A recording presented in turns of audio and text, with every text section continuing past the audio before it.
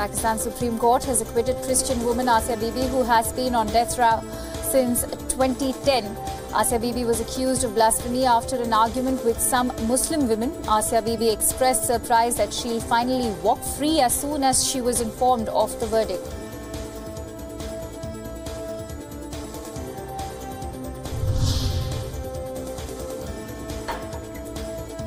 Hardliners and Islamists protested across Pakistan after the Supreme Court cleared Asia Bibi of blasphemy charges.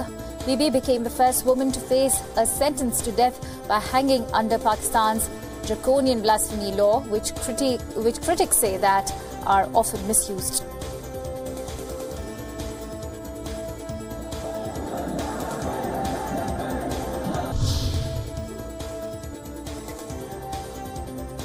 Indonesian authorities have said that they were still trying to confirm whether an underwater object found is the fuselage of the crashed Lion Air JT-610 aircraft.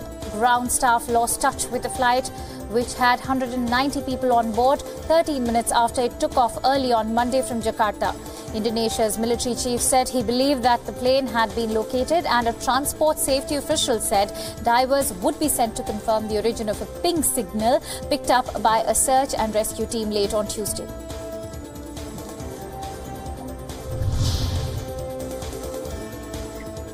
The European Commission has said that Italy's large public debt was a source of concern for the entire Eurozone and has asked the government to address worries about its big spending 2019 budget by November 13. Italy is locked in a tussle with the European Union executive, which earlier this month rejected the government's expansionary budget and asked Rome to submit a new one within 3 weeks.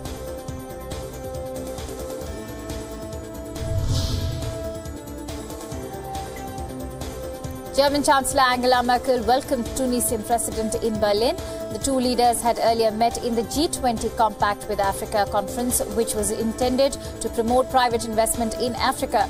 The duo discussed about the situation in Tunisia's neighbour Libya, where militancy has been on the rise.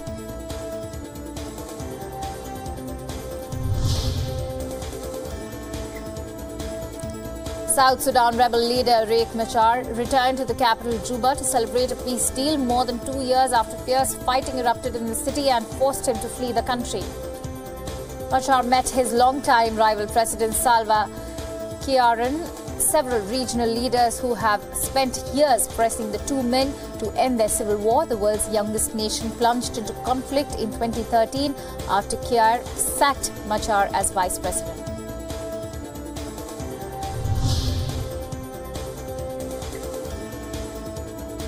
About 2,000 migrants began walking north from El Salvador's capital, even as President Donald Trump increases pressure to halt the flow of people. The migrants departed in two groups, including men and women, pushing strollers and others with children on their shoulders on Sunday. A separate group comprising about 300 people set off for the U.S. border from the Salvadoran capital.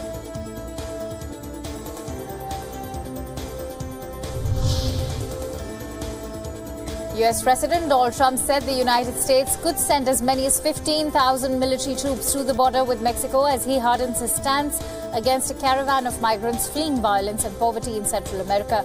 The Pentagon has said it has identified about 7,000 active duty troops, including about 2,000 on standby that could be deployed to the southern border. Several groups, including the American Civil Liberties Union, have accused President Donald Trump of politicizing the military ahead of next week's midterm elections.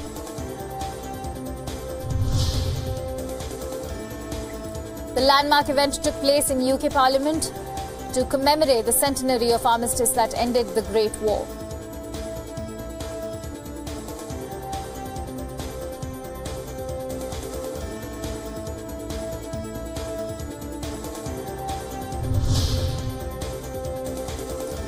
Thousands of people took to the streets to protest Jair Bolsonaro in elections. Sao Paulo, in several thousand marched along the central Paulista Avenue, many draped in rainbow flags and holding signs against fascism. Like other right-leaning leaders who have risen to power around the globe, Bolsonaro built his popularity on a mixture of often outrageous or offensive comments and hardline positions.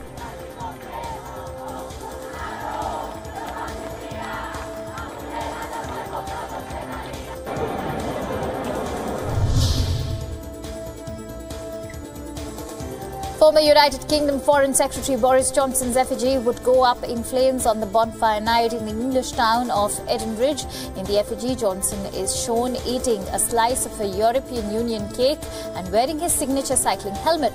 The Bonfire Society said Johnson was chosen as a result of his continuing habit to be in the news.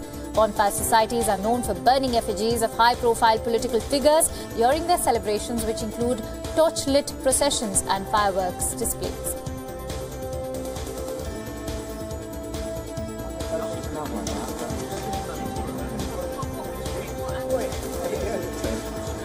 We're not allowed to do anything with it till 10:30 apparently. Oh, right, okay.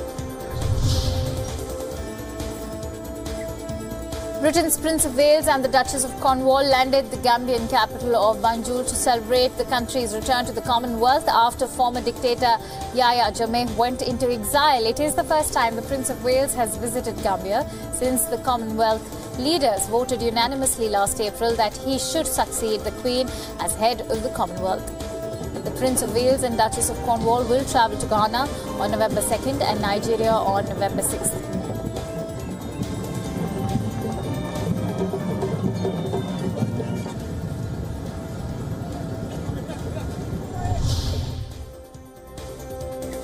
A judge in Peru has ordered that opposition leader Keiko Fujimori spend 3 years in jail while she awaits trial for corruption. Fujimori has been accused of taking $1.2 million in bribes from the Brazilian construction giant Odebrecht in 2011.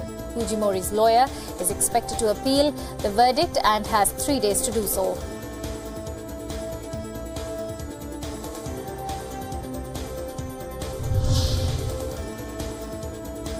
The UN Refugee Agency says that conditions in Rakhine State are not conducive for a safe and dignified return of Rohingya refugees. The UN body has also stressed that repatriation must be voluntary. Bangladesh and Myanmar have agreed to begin by November the repatriation of hundreds of thousands of Rohingya Muslims who fled to Bangladesh last year.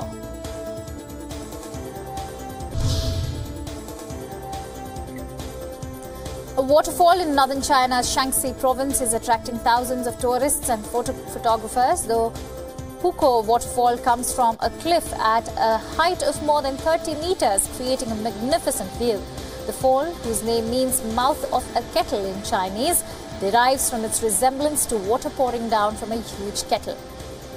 The HOKOU Fall is located on the Yellow River.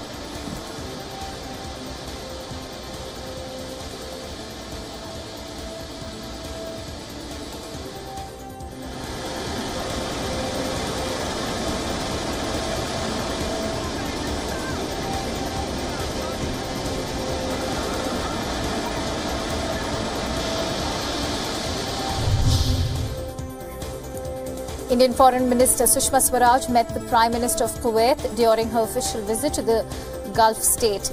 The two leaders discussed a range of bilateral issues, including trade and investments. Swaraj had an interaction with the Indian community in Kuwait. Hundreds of people participated in the Run for Unity marathon in the Indian capital of New Delhi. The race was organized by the government to mark the birth anniversary of one of the founding fathers of India, Sardar Patel. Participants ran on the city's roads covered in a blanket of smog. Some also wore masks to prevent inhaling the polluted air. Remember, air quality in New Delhi continues to deteriorate beyond severe levels, making life difficult for its residents.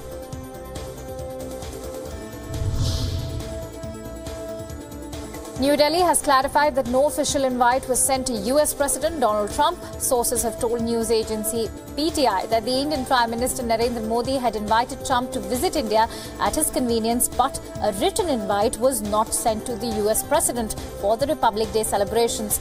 The clarification from the Indian side comes 2 days after the White House said that United States President Donald Trump won't be the chief guest at India's Republic Day celebrations.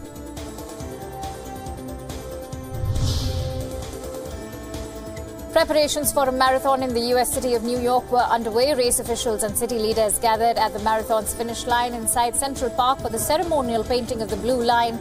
The painted blue line will lead about 50,000 runners through all 5 of the city's boroughs. The marathon will start near Staten Island and at Manhattan.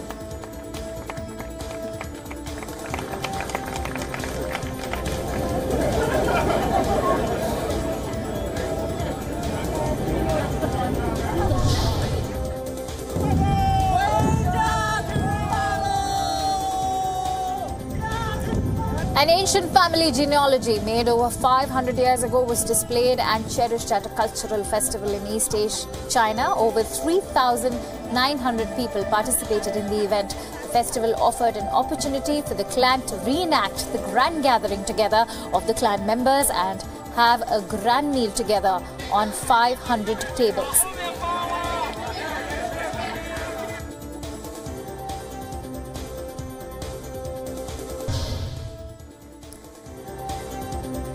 A botanical park in Belgium commemorated the end of the First World War with a dove-shaped formation of thousands of artificial red poppies, a military personnel remembrance symbol widely used across Europe and especially in Britain. The display was made with the help of pupils at a local school for children with learning difficulties. Poppies, one of the only flowers that can grow in the poor conditions of a war-ravaged battlefield, became a symbol of remembrance in the 1920s for the victims of the Great War.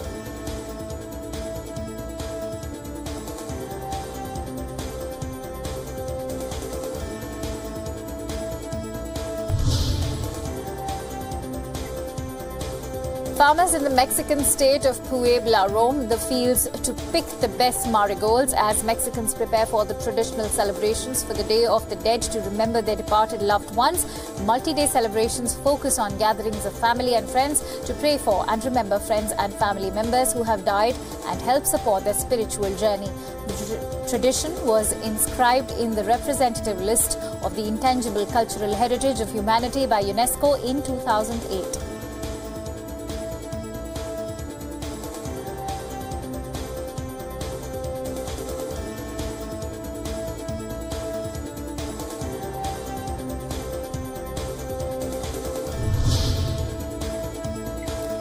A zoo in Belgium welcomed a newborn baby orangutan. The baby orangutan was named Sungai, which means river in Indonesian. Caretaker said that they chose the name because of its mother's love for water. Notably, Sungai is only the second orangutan born in the European country. The animal belongs to the endangered species of Sumatran orangutans.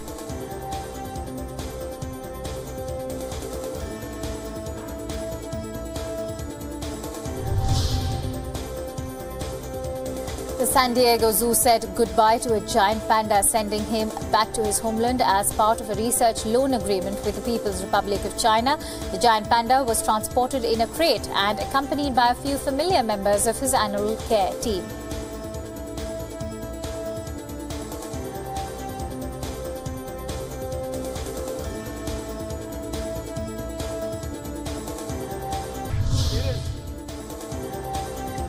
Indian actor Anupam Kher has resigned as Film and Television Institute of India chairman, citing his commitment to a TV show for which he has to be stationed in the United States. The actor wrote in his resignation letter, and I quote, "Given the assignment, it wouldn't be fair to me, the students and management."